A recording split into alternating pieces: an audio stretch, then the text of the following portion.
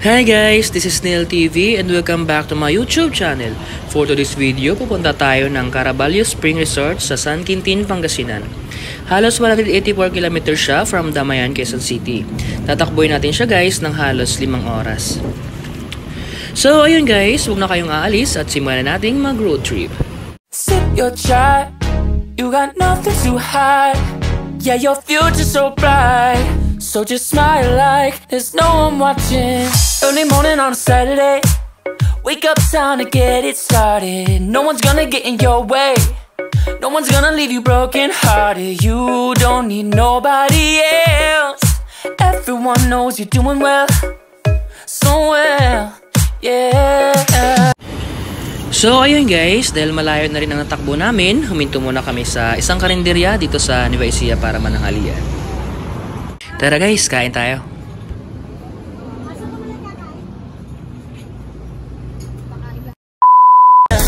Just one look in your eyes and I know I found who I'm looking for. It's the way that you smile that captivates my mind. So ayun guys, matapos ang mahaba-haba nating biyahe, finally, nandito na tayo sa Caraballo Spring Resort. Yung entrance nga pala dito guys ay 100 pesos per head. Yung cottage dito guys, 90 pesos to 100 pesos. Pagtapos nga pala namin magbayad ng entrance guys, dumiretso na kami sa cottage namin. Eto nga pala guys, bungad pa lang ay napakaganda na at napakalinis. Ang swerte nga pala namin guys kasi natsimpuhan namin na kami lang yung tao. Mas mafe-feel namin yung peace ng paligid.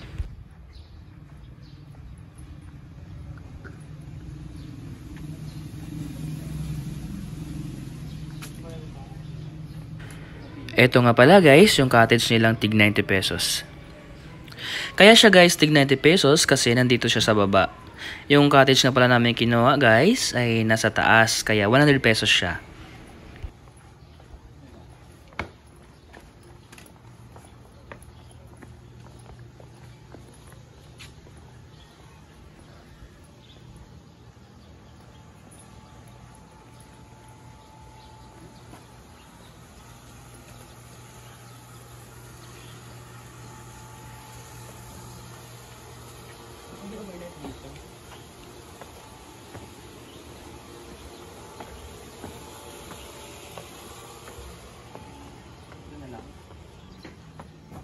Dito tayo guys.